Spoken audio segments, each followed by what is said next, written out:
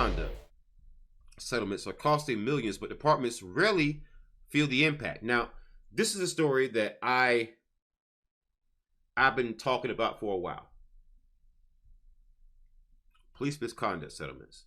It's been costing people millions and millions and millions of millions and millions and millions and millions and millions of dollars across the country. And I just mentioned this case, man. Last week, the Los Angeles County Board of Supervisors approved a $700,000 settlement for a radio reporter who was slammed to the ground and taken into custody during a demonstration in September of 2020. That announcement came days after the City Council of Fort Worth, Texas, proposed a $3.5 million settlement for the nephew of Tatiana Jefferson, who was fatally shot by a police officer in 2019. Jefferson was playing video games with her nephew when she was unalive. These payouts are just a fraction of the reported billions of dollars paid by local governments around the country to resolve lawsuits related to allegations of police misconduct. So I've been telling folks, man, while the inflation has been going up, while your bills have been going up, while the cost of your rent, of your mortgage, whenever you can even afford a house, your cost of your groceries, gasoline, while all that stuff is going up, do you know what's also costing you? Right? Police misconduct settlements. Police misconduct settlements are costing you a fortune, man. And all that money could have been used to help you deal with inflation, could help you, make ends meet, to help you with gasoline, to help you with your rent, to help you with student loan payments, to help you with your mortgage, to help you save your home, save your business that the government shut down during some of the recent world events. But instead, it's being spent because police officers engage in all kinds of crimes, such as police officers who are predators, who SA women and children. Yep. Have CP. And when they're caught, they're sued by families, and then the people who have to pay it out aren't the police officers themselves. It's the police department, which means it's going to be taxpayers. They have whole taxpayer funding pools just for that. And then they have their insurance. Certain departments in certain cities, in certain counties, in certain territories, they have insurance companies who actually cover this. But that insurance is paid out, and those insurance premiums are paid out by taxpayers.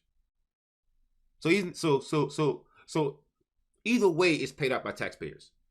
Criticism of the amount of money spent on such settlements became part of the larger national conversation about police spending amid the worldwide protest following the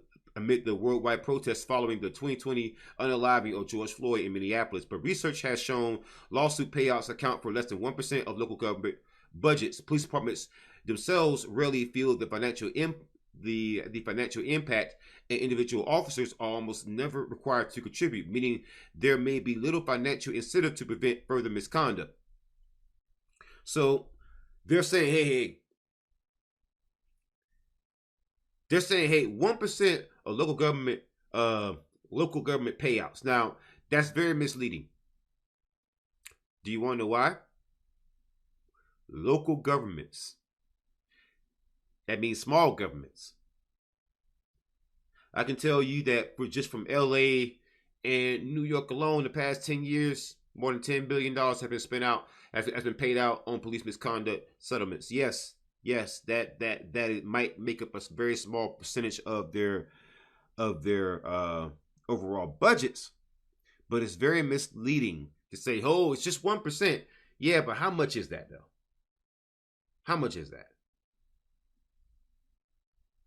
And what is the cost when later on you find out that someone was falsely accused of a crime back in the 90s? I mean, what's the cost with that? Is anyone keeping up with the numbers of people who have been freed because a police officer falsely accused them of something that they never did?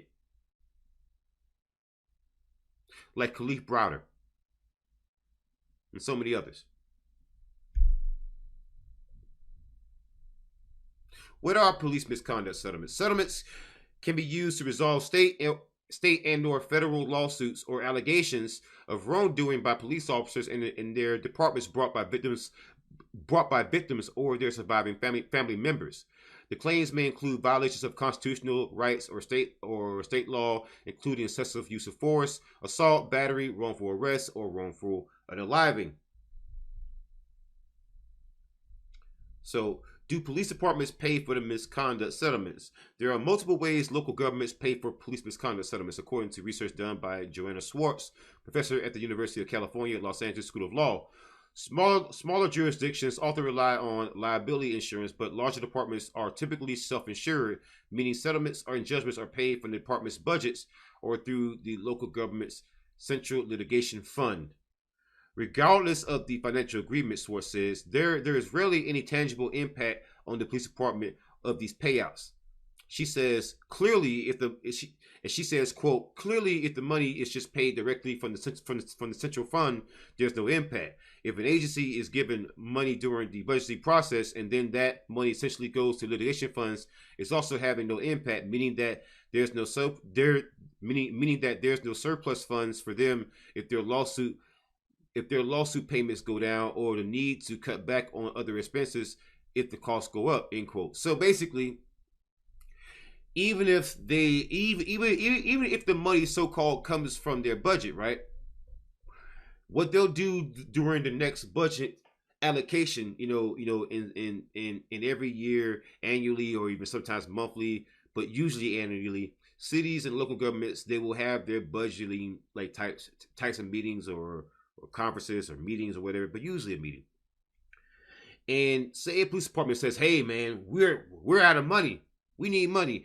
You're saying that every time, and suppose you're saying that after every year you've been sued to freaking oblivion. Well, if you're granted that money each and every time, you've learned nothing. You've had no impact.